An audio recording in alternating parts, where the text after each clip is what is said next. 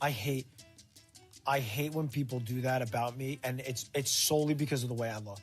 It makes me so frustrated. Okay, let me say something. I don't agree with what you're saying. I think that your personality to some people comes off very strong, where say I didn't know you, like say we didn't hang out or whatever. I've already told you that. You get annoying sometimes. And if I didn't hang out with you and like see the other side of you, which I very much enjoy, and I only saw the annoying side all the time because he doesn't hang out with you, I can get how people would think you're a certain type of way. Because I look the way I look and I'm loud, like I think the world revolves around me and I'm arrogant, like that's a fair assumption. No, I'm not saying that at all. I'm saying if people don't hang out with you and they see you as loud and annoying and like whatever, that's all. That's been something that's bothered me like my entire fucking life. But you know what that means is that he doesn't know you. And people who don't know you and judge you like that, you don't waste your time with them. Do you know what I mean? There's always going to be people like that in life, in Big Brother, wherever. Yeah. Because he doesn't know you. Plenty of people hate me who don't know me. Plenty of people hate everyone who don't know them because they see a certain, whatever they want to see. You know what I mean? Yeah. Nah, I don't feel wrong because I'm a man, you know, at the end of the day, and the man gonna do what they do, Bill. I got a penis and that thing get hard. And she was in my face, she had on my favorite color. She had on my favorite color, which is butt naked. And I couldn't resist. Hey, if you hear me, test the chat.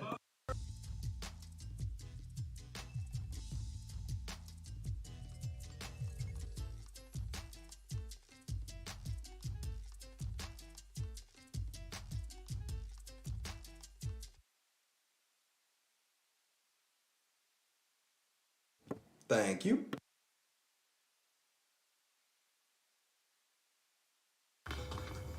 This is insane, y'all. Hit the like button. This is the most insane. This is insane. I can't believe they cheated like this. Hey man, where the fuck is Gino clothes? Man, what the fuck is going on in this house, nigga?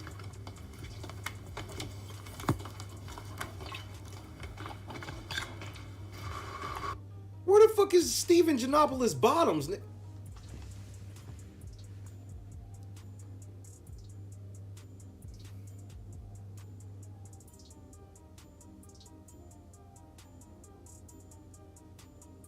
This nigga got on the same wife beater that Snoop had on in Baby Boy with no bottoms, nigga. Like, what the y'all, bro, y'all niggas up in Canada, man. Y'all niggas are different, man. Like,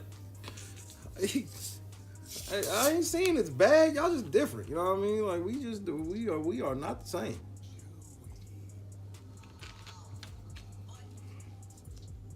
I was at least expecting niggas to have on bottoms, Libra. I thought that was, I didn't know I was gonna have to ask for that. What's wrong? Why is her back here? First off, I need you to give me some space while not having on bottoms, my nigga. We are in an enclosed area and you don't have on bottoms. I'm gonna need you to step back.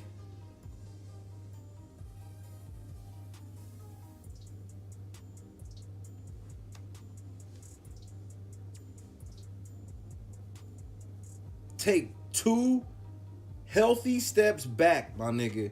You don't have on bottoms. Those are not bottoms. That is a thigh tattoo. What's wrong? Nigga, don't be walking up aggressively like that behind me with no bottoms on. Why is your bag here? Nigga, no, fuck the bag, nigga. We'll get to the bag, nigga. Where the fuck are your bottoms? This is a thigh tattoo. These are not bottoms. What are you looking at, Kevin?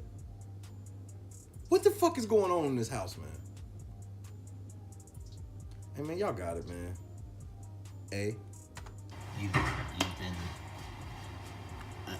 a friend to me since day one. Mm-hmm. I was nervous about the bad situation and you took care of me. And just like, bro, just all week long, you been running down this nigga with just the most frivolous outfits on, bro. And then while they was playing pool, This motherfucker looked over at Kevin and said, "Does my outfit make you uncomfortable?" Hey man, go put some pants on, nigga. This is what this nigga's been on all year. Georgia, the jungle. Watch out for that dick.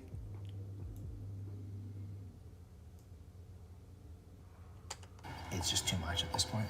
I'm going. What do you mean? I'm leaving. I'm done. Oh, Kev, don't do it. I'm leaving. I'm done. I can't. It's too stressful. I heard Jillian last night. Hey man, if you don't, why am I the only person that feels like Gino needs to back up? This nigga done got closer, nigga. Like, nigga, back the fuck up. Hey man, back up, Gino. Shit. This nigga just keeps getting closer and closer what up, Kaz? And closer and close. I'm leaving, man. Hey man, you can't leave, man. Nah, man. Hell nah, nigga. You a real nigga. I need a real nigga in here like you, nigga. It's just too much at this point. I'm going. What do you mean? I'm leaving. Man, this shit is cringy, nigga. Ugh. Don't leave me. This nigga got grown ass man in here. Whose idea was this? I believe it was Tansy said they stole some of this from UK, but she said it had a game purpose. Wait till you see the game purpose of all of this. Oh, Kev, don't do it. Yeah, man, come on, man. You can't leave, my nigga. Don't leave. Don't leave, nigga. I'm done. I can't. Hey, nigga, nigga, back up. Nigga, why won't he back up? It's too stressful. I heard Jillian last night, and it was the first time I felt comfortable. And I don't even know how many days it is. 51 days. Hey, man, don't be making... Nigga, if somebody came into the storage room right when he was doing that, bro, they would have been scarred for life. Listen to Kevin and the sound he's making and think if somebody would have walked in the motherfucking storage room right stressful. now. I heard Jillian last night, and it was the first time I felt comfortable. And I don't even know how many days it is. 51 Oh, days. hell no. Hey, man, what...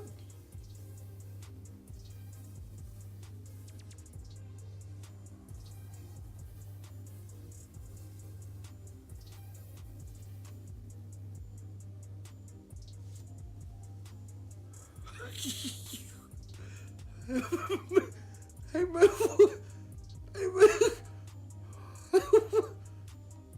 what? Hey man, what is going? So Gino ain't backed up yet. I'm afraid to push play at this point. Not Gino Flick. still doesn't have on bottom, and he's getting ever so. Mish, stop it! You get on my nerves. What's up, Jerry? Today's my last day.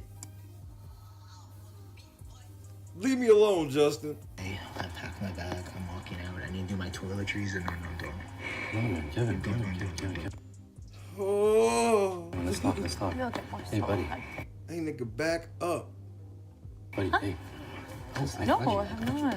No, this grown man did not put this other grown man's hands on his shoulders. What the fuck is I packed my bag. I'm walking out. I need to do my toiletries, and then I'm done. No, man, Kevin. Kevin, let's talk. You'll get more Hey, buddy, hey. No, Hey, man, what the fuck? I mean, bro, you can't fit a piece of paper between both they dicks, bro. Hey, man, what the fuck?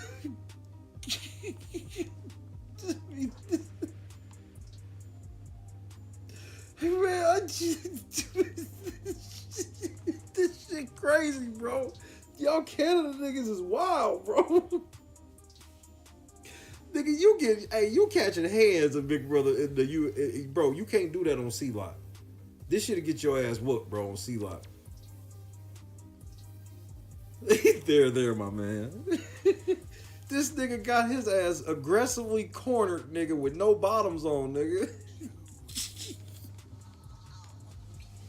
Man, pause.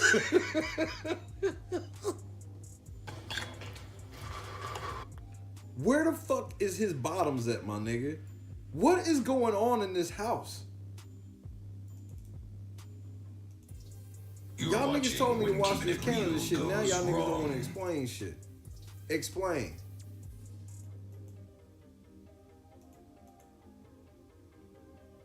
Explain. This nigga Gino ain't even got on motherfucking bottoms, nigga. Like, nigga, soon as Herman and Moose left, nigga, y'all started wilding, nigga. What's wrong? Pull up and watch. Why is your back here? First of all, y'all get full sleeve thigh tattoos in Canada, eh? And this nigga, bro, why is he this close up on this nigga? Now watch, you see where Kevin's back is. Watch how Kevin ends up pinned up against the counter, nigga. You've been a friend to me since day one. Mm-hmm. I was nervous about the vet situation, and you took care of me.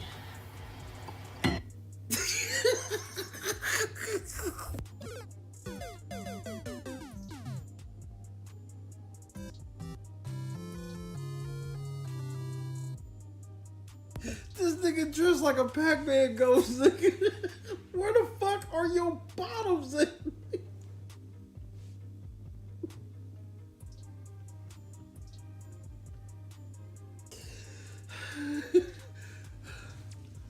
Gino, I'ma need you to back the fuck up, my nigga. Like, never mind, man. It's just too much at this point, and I'm going. What do you mean? I'm leaving.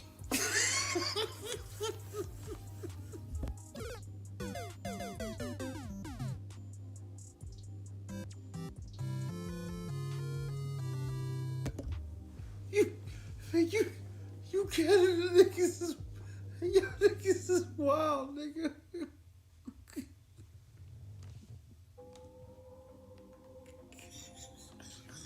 Hey, nigga, Vinny Mac is hurt.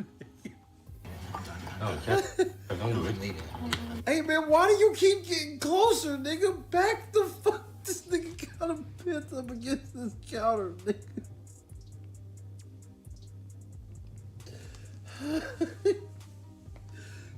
I'm with Marcus. You don't grab another grown man love handles, nigga, like that. What are you doing?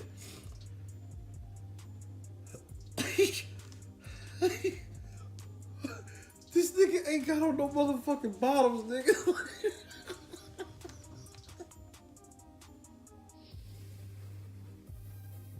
This ain't real, bro. This is my second time watching this, like the first time, nigga. Like, this nigga, bro, nigga, you got to back the fuck, nigga. I'd have swim moved his arms off of me. It would have been a swim move push, one motion. Hey, man, come on, bro. Back the fuck up. Hey, man, is your deck hard, nigga? If you don't back the fuck up, nigga, I said I'm leaving. Hey, nigga, production, I'm leaving for real, nigga. I was just playing, but now I'm leaving for real, nigga. I'm not done. I can't. It's too stressful. I heard Jillian last night, and it was the first time I felt comfortable. And nigga, will you back up, nigga? I don't even know how many days it is. And you hear that sound? If anybody would have walked in that storage room, nigga, what are y'all doing? If they would have walked in and saw this shit, they'd have turned around and walked out. If they'd have walked in with y'all that close and hearing, yeah, Lunchbox, we are definitely on consent watch. Okay, I'm leaving. I'm not done. I can't. It's too stressful. I heard Jillian last night. And Somebody walk in right here. I felt comfortable. And I don't even know how many days it is. 50. Like, hey, nigga, booty clapping sounds. Hey, nigga, what the fuck? You Canada niggas is wild, nigga.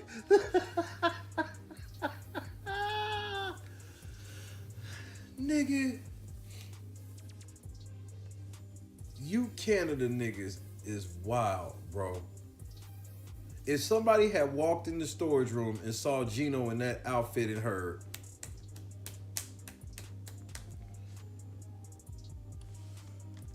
nigga, Kevin going home over all this. Nigga, stop touching him so seductively. He said, I gotta cover the screen. Nah, Vinny Mac. Fuck that, nigga. That's how y'all niggas get down. That's how y'all get down, get down, get down.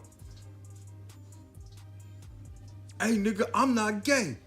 That nigga Kevin was sucking my dick.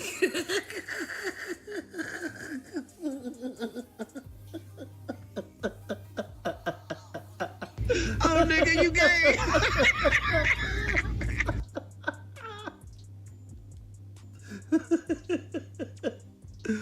Oh, shit. Oh, nah, nigga, we gonna get this shit out. We gotta get that shit straight around here, nigga. I'm not gay, nigga. That nigga Kevin was sucking my dick, nigga.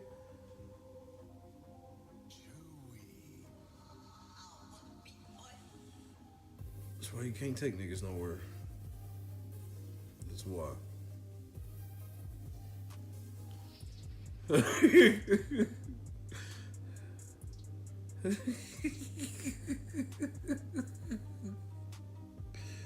Nigga, what the fuck am I stopping for, nigga? Them niggas won't stop. I've been asking them niggas to stop for half an hour, nigga. This nigga got a thigh tattoo and you throwing stop signs up for me, nigga. This nigga look like a Magic City dancer, nigga. Most bitches at Magic City got that same tattoo on their thigh that Gino got. What part of Canada is this so I can know to staying clear? Not that I have a problem. I just don't be wanting, you know, I don't know how to say no up there outside of, hey, nigga, what the fuck? Everybody wants to fuck Gino. Yeah.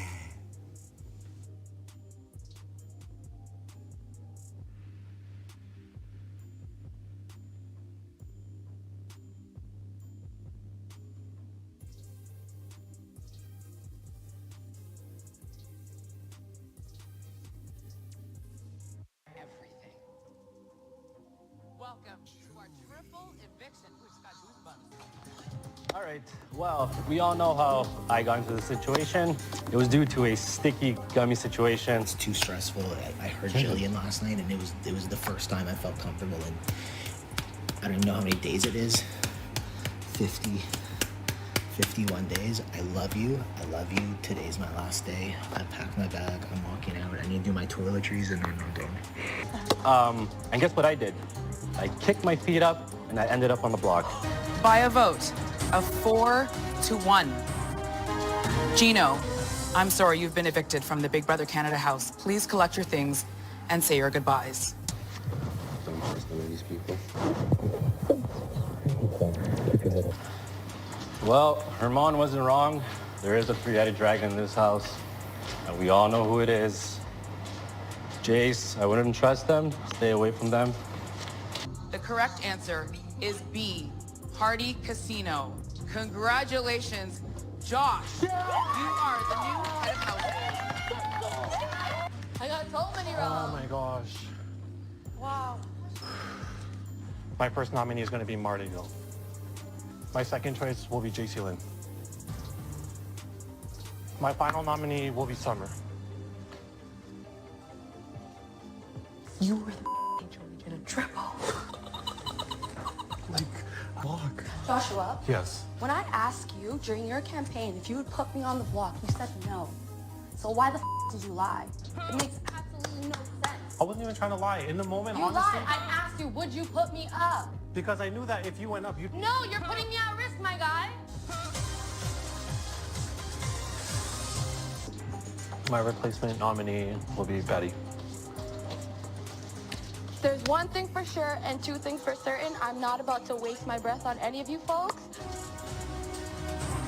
Betty, you are safe. Marty and Summer, I'm sorry you've both been evicted from the Big Brother Canada house. All I do have to say to you folks is, this won't be the last time you'll see me on TV. So enjoy. Bye. She belongs to the streets.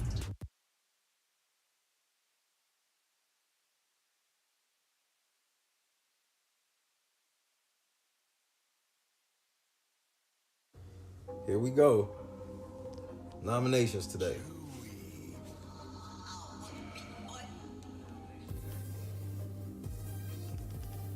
Hit the like button Hit the donation link, unrivaled coverage. You know you're not getting it like this anywhere else. So you might as well help grow the channel. Ooh! What the fuck?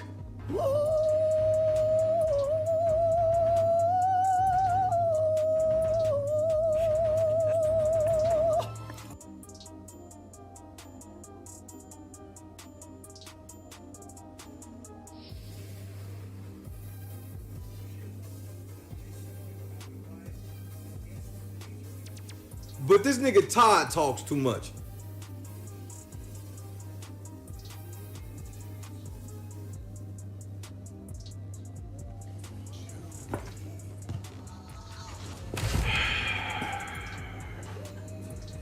In all my years of this fucking show, my nigga.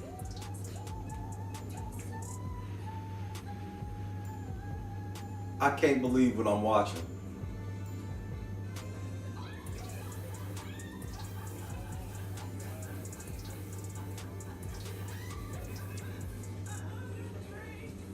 This nigga almost fell over the rail. Not the train. Not the train. Not the train. Safer steps my ass. This nigga almost fell over the rail.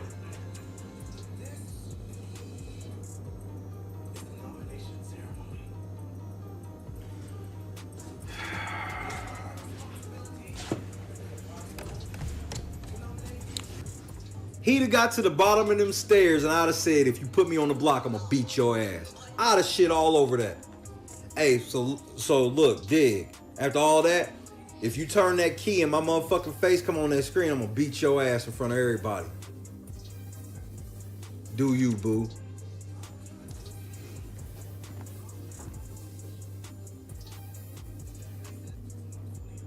Hey man, fuck you!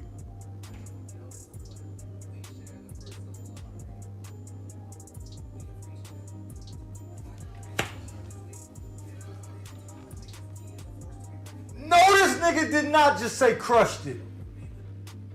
Crushed it.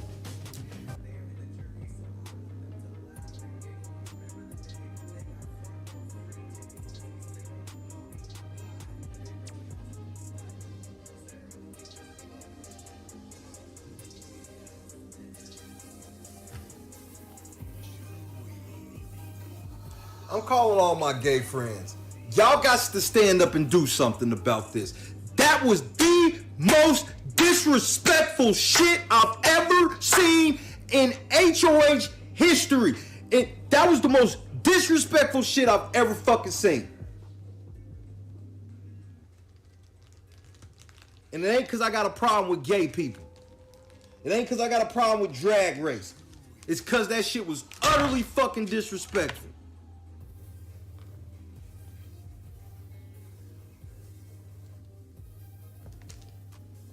Everything ain't fucking about you, nigga.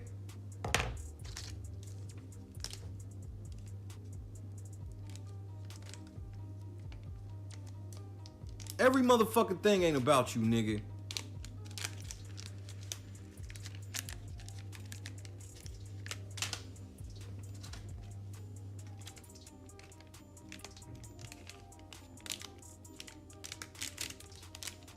This is why I don't be fucking with none of y'all hoe ass niggas, bro.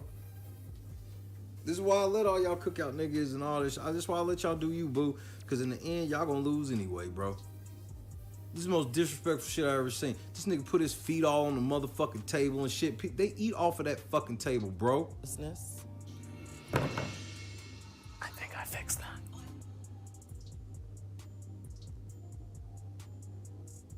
Fuck the dumb shit. They eat off that motherfucking table. These niggas is playing for $250,000 and you gonna make it a fucking joke that you trying to put me out? Oh, let's not even get to the part where you fucking lied on me. Fuck you, Todrick. That was the most Bro, I've been on this YouTube since, what, Big Brother 19, bro. Every motherfucking day. We done watched all 23 motherfucking seasons. We've watched, going on now, all 3 celebrity seasons on this channel. And I ain't never seen no shit more disrespectful than the shit that Todrick Hall just did. I don't give a fuck if it's just celebrity. That's so next level disrespectful. That's the most disrespectful shit I have ever fucking seen in this game, bro. CBS, you should be ashamed of yourself. Why would you let that nigga disrespect y'all shit like this? As soon as that nigga said, okay, I want to come down the stairs, wrong. Get your bitch ass downstairs. Get the box out of the fucking storage room. Put the fucking keys in the box and go out there and name the 2 names like everybody else, bitch.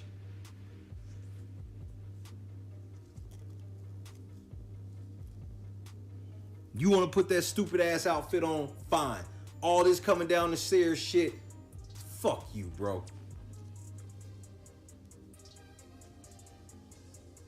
I'd have fucked it as soon as he put his feet on the table. Nigga, get your fucking feet off this table, nigga. We eat here.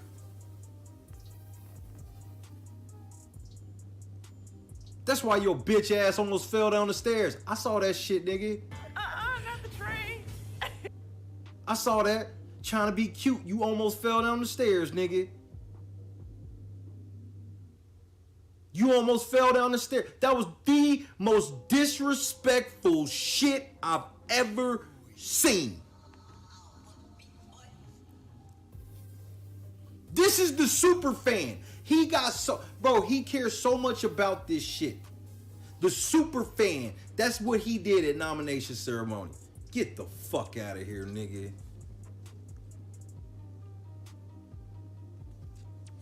I'm about to watch that shit again, bro. The audacity of this nigga Todrick Hall. Hey, man, get the fuck out of my community, bro. I work too hard in this motherfucker. 365 days a year. Not just the 30 when motherfuckers show up. I'm here every day. And for this nigga to do this shit, he don't take this shit seriously at all.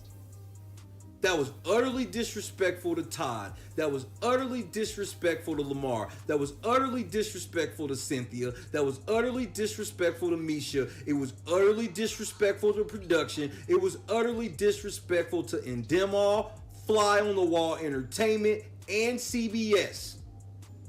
For him to turn this shit, it's been done the same. It's been done a certain way for fucking the whole fucking time, and it's this nigga. This is that shit right here. What did I just tell you motherfuckers about last night?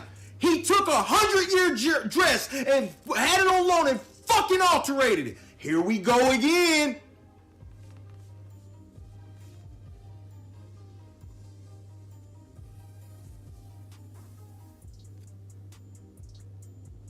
Here we go again.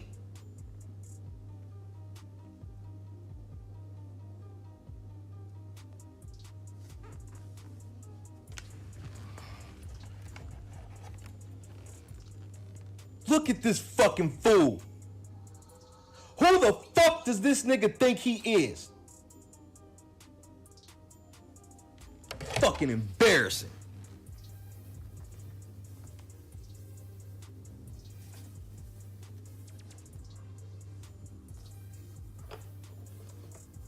Are you fucking kidding me?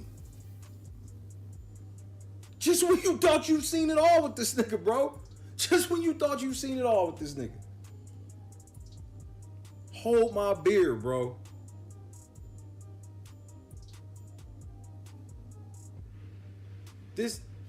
Let me tell you this nigga's ensemble. He's got on like a tiara that's on his head. Massive hoop earrings. A pearl necklace. Pause. A fucking mock turtleneck. The HOH robe.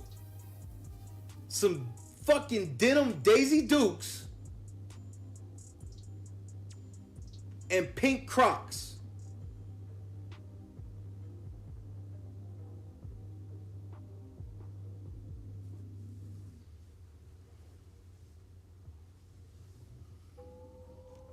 But it's me though. I'm hating.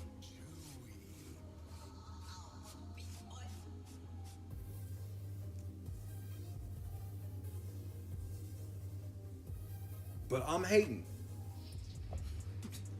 You niggas is wild, bro. Just no respect for anything, bro. No, I don't want to do the HOH nomination ceremony that way. I want it to be memorable. That's the same shit he did with that motherfucking dress. Who knew that when we talked about that dress last night, it come full circle less than 24 hours later, bro? No shame in this nigga, bro. Shame you, nigga. Shame.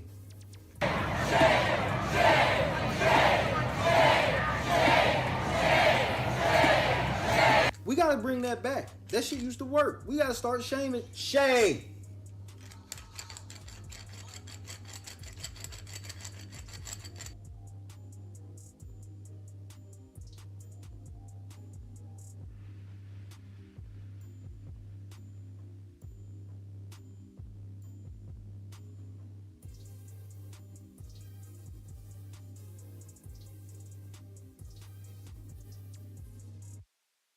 Okay, they have a filter called "What type of black girl are you?" Where'd it go? All right.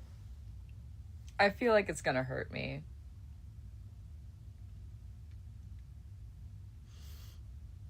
All my haters are gonna love this one. I decided we're doing it again, so let's just see what we're gonna get this time, because there's no way that that's all I am. Come on. Come on. So let's just, one more time. I feel like, come on, give me something good. Can I get like a bougie? Can I get a bougie? Uppity? Again? I feel like,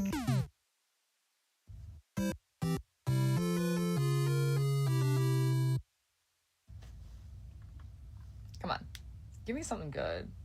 Can I get like a bougie? Can I get a Not the cap. bougie? Uppity?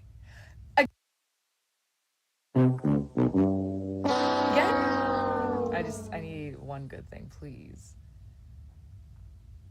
I'm trying to see what the options are. Is there like one compliment anywhere?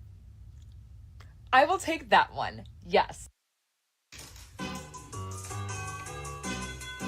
Hey! I kill any nigga. Kill any nigga. Bitch, I keep it wrong, but I ain't going fishing. I be killing boo-boo niggas. What you ain't know? I kill you if you staring at my grandpa DeVos. My mama told me chill, cause I be killing niggas. You for real? Man, for real. I be really killing niggas. I don't tell lies. All I do is stay facts. Kill any nigga. I do not care where he at.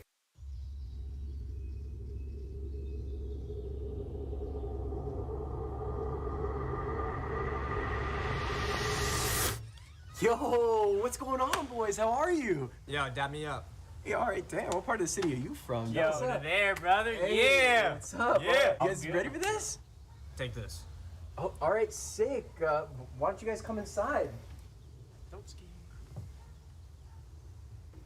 These are the guys. I'm Octavius Gray. And I'm Steve. Steve LeVois. It's okay, I have babe in here, right?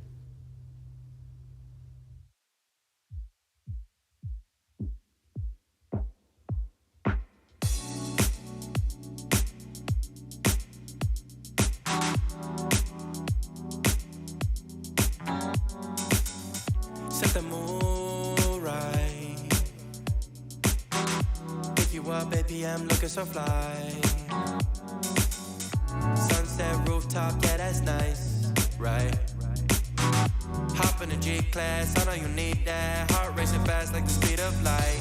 Is this attraction, or is it the moonlight? You want satisfaction, but only for one night. This could be real love, but you've been broken, and I just want you to see what I can be for you. What I can be for you. What I can be for you.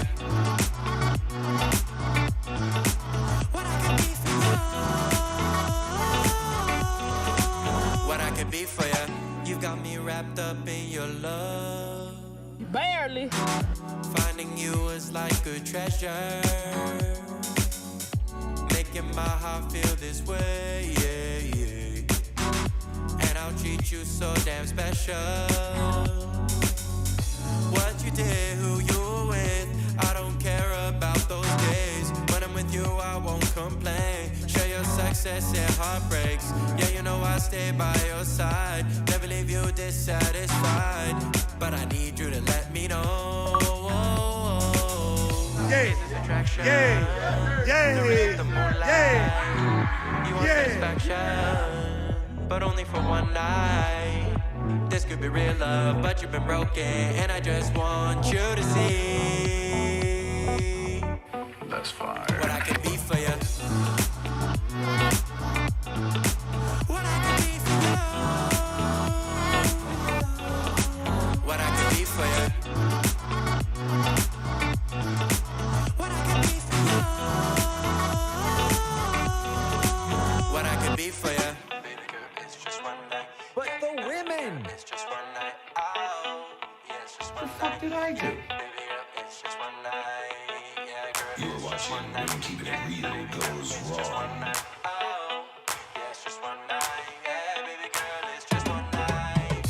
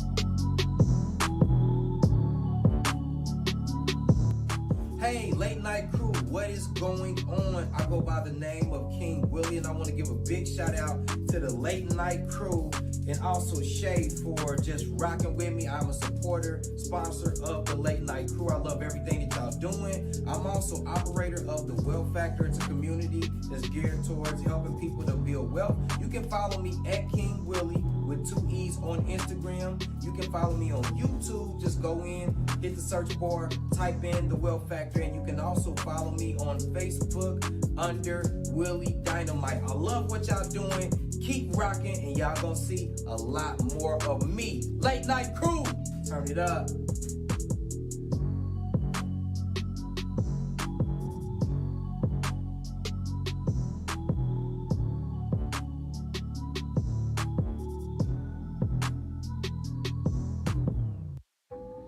I am LNC. I am LNC. I am LNC. I am LNC. I am LNC. I am LNC. I am LNC. I am LNC.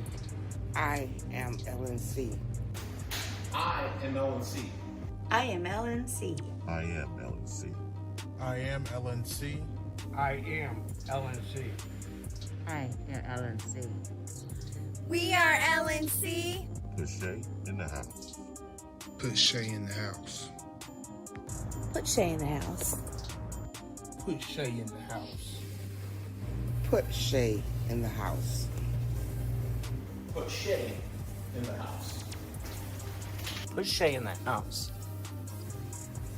Put Shay in the house. That's fire. Put Shay in the house. Put Shay in the house. But the women! Put Shay in the house. Put Shay in the house. And he could fucking bite me. What was that? And get Shay in that house. Not the cap. Put Shay in the house. Put Shay in the house. Put Daddy in the house. What's wrong with Angela? You heard him. Tactical nuke incoming!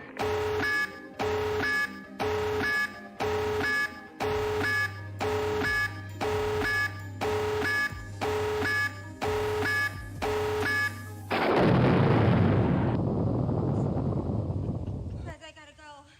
You got it, I don't want Jess. to hurt myself. You gotta pee? It's all right. No, You got it, Jess. You gotta go, girl. Let go. I don't even want to fall. Turn to the side. You're okay. Just Good. land right on that booty, girl. Just put your legs out Turn and to the pull on side. your booty. Jess, you're amazing. You got You it. got it. You got it. Turn to the side. Just let go and turn. Like you're laying in bed. Yep. Like you're jumping onto your bed on your side. Just let go. Turn to the side. Shut your eyes. You got it, my love. Just turn to the side. You're okay.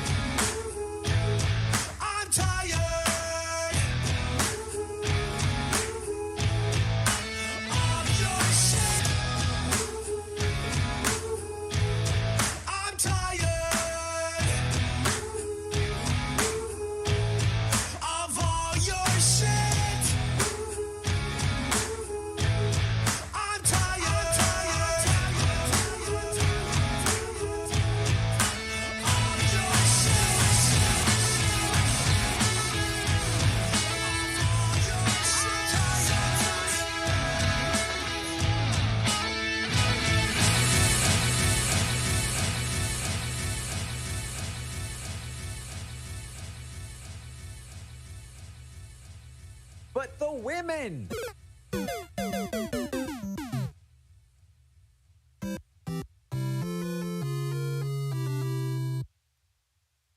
I'm petty.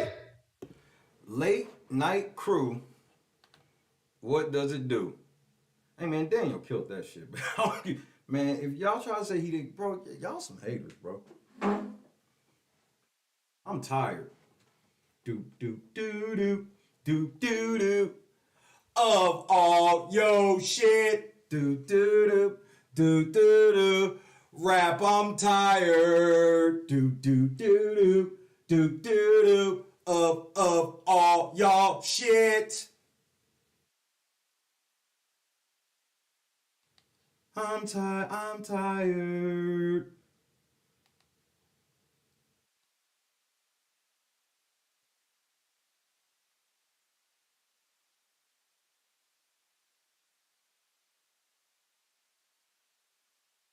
So, I ain't even gonna hold you today. First of all, say what's up to your boy. Merry Christmas. I'm not gonna, say what's up to your boy. Fuck these niggas. I'm getting into these fools. Y'all, bro, look, and as everybody's saying what's up, I challenge all 4 of y'all to a 4-on-1 debate. Now, I understand I'm just a little guy and I don't deserve it. Right. That's what I thought, bitch. That's what I thought. LB, Scotty J, Alan. But the women. Tress, Clee, Kendra S, Squire, Red, what's happening, cuz? How's the scooter? Are you still using the scooter even though it's cold? You know what? Don't even worry about it. Dylan, what's happening?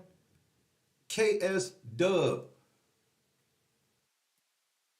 Welcome back, KS, from your 45-minute break. And this is a legend. An alleged 45-minute break. I cannot confirm nor deny.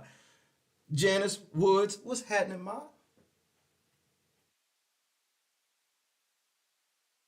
LB, Gus, this is Mr. Gus.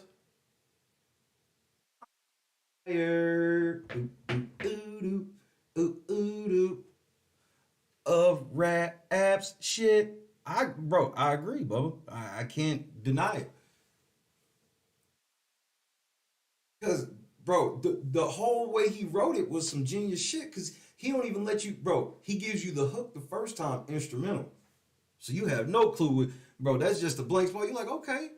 And then when the same part come back around with the hook, oh, it's a perfect build. And then that breakdown, shit. And right after the breakdown, song over. We done. Watch out. We done. Nope, you won't get no more.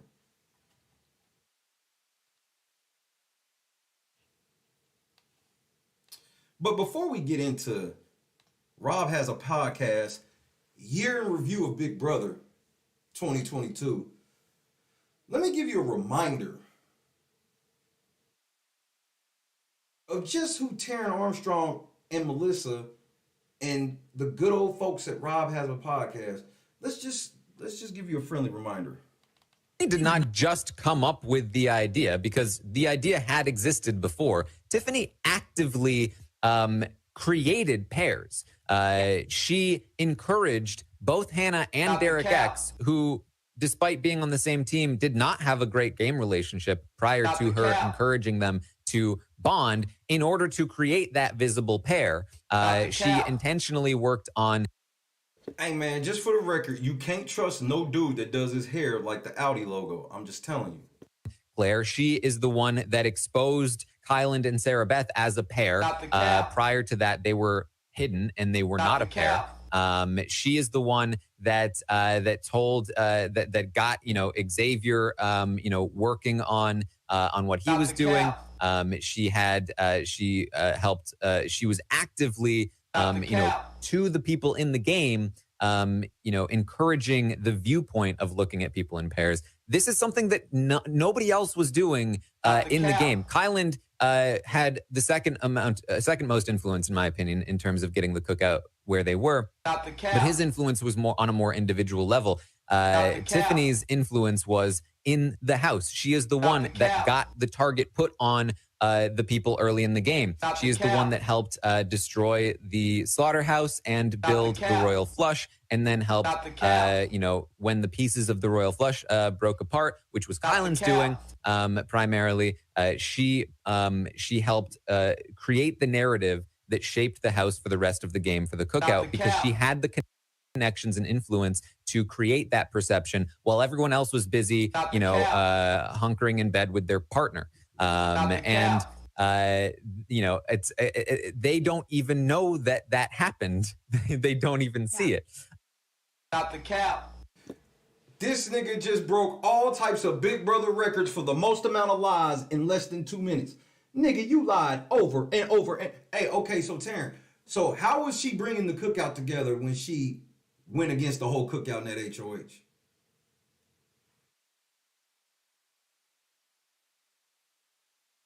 Like, I'm with 4-Top. Where the fuck is Top? Damn it. Of all the days I need Tommy. Guess I gotta do it manually. Stop the cap. Well, what about Melissa? Tactical nuke incoming!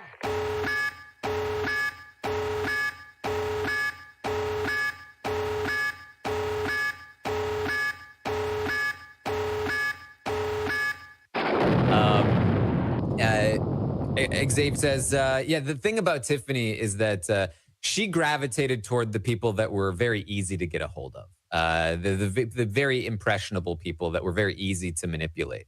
That's all of her people were those people,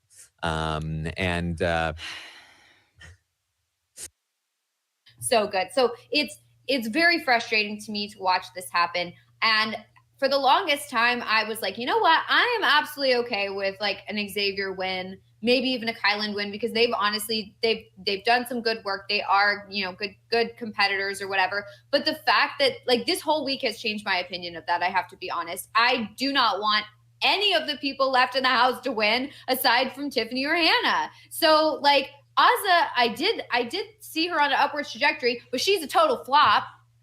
She's done nothing, and now she wants to be fourth place. So okay, fine, she's out. She like literally, it's embarrassing. And as much as I like Azah as a person, her as a game player is terrible. And then you've got Kylan, who's like, I want Xavier to win. I'm gonna walk him to the end. Like, okay, I'm sorry, Kylan, I do not want you to win because I don't want somebody like that to win. So he's out. All right, Big D. Embarrassment. He's done nothing, first of all, the entire game, and now he's bad-mouthing all the girls and being like, well, the girls are going to vote for the girls and da-da-da-da-da. Sexist, okay? Da-da-da-da-da-da. Sexist. This is just niggas ain't shit. Heterosexual black man on that channel ain't shit. Da-da-da-da-da-da. Bitch. Stupid bitch. All right, Big D, embarrassment. He's done nothing. How can you call Big D an embarrassment with this nigga right under you? Right here. Ain't that right, Jacob Jacoby face ass nigga? You nigga, you watch this nigga while she talks about Big D being an embarrassment. And I'm going to walk him to the end. Like, okay, I'm sorry, Kylan, I do not want you to win because I don't want somebody like that to win. So he's out. All right, Big D, embarrassment. He's done nothing, first of all, the entire game. And now he's bad-mouthing all the girls and being like, well, the girls are going to vote for the girls and da-da-da-da-da. Sexist, okay? Then you've got Xavier over here. And he's been literally harping on this stupid Tiffany won the HOH thing for far too long. He needs to get over it. And at this point, like, I guess he's the only acceptable winner if you take out Hannah and Tiffany, but I don't want him to win because I hate the way he views women. So, like, I'm upset about that as well. I don't want any of them to win. At this point, if Tiffany's out, Hannah better win this game or else we have, like, a flop winner, I have to say. There was nothing but black people left in the house. And this bitch said, if any black man wins, they will be considered a flop winner. So understand, the first black man to win Big Brother, when it was supposed to be such a big fucking deal, these bitch ass niggas was over there saying he a flop winner. For anybody who watched that season, nobody with any half of a fucking brain thinks anybody but Xavier should have won that season, bro. What the fuck are you talking about? Nobody that watched this season thinks anybody but Xavier should have won. Yeah, it's okay to want Tiffany to win, but taking it this far, this is how they do for black men. They over-victimize black women, and then they treat all black men like fucking criminals. All for clout, likes, and views. They don't hang with no black people in their regular life. None. Zero.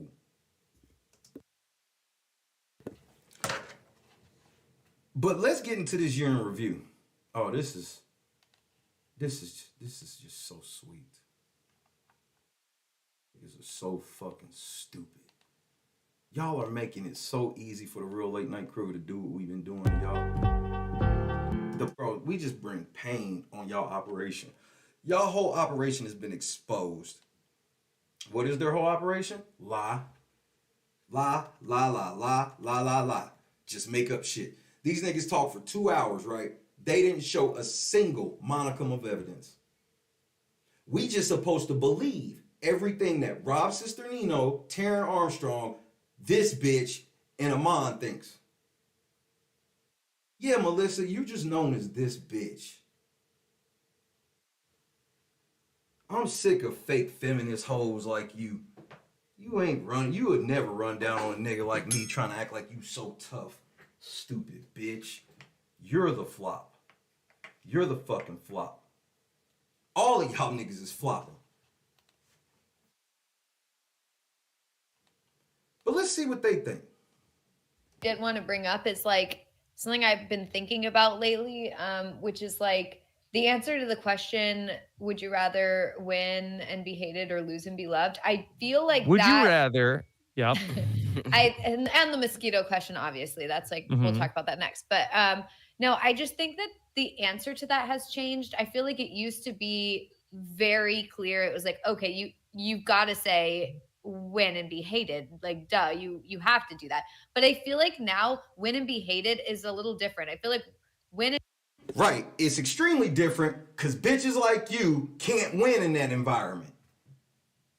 The bitches you root for can't win in that environment. Taylor can't win in that environment because she ain't willing to play.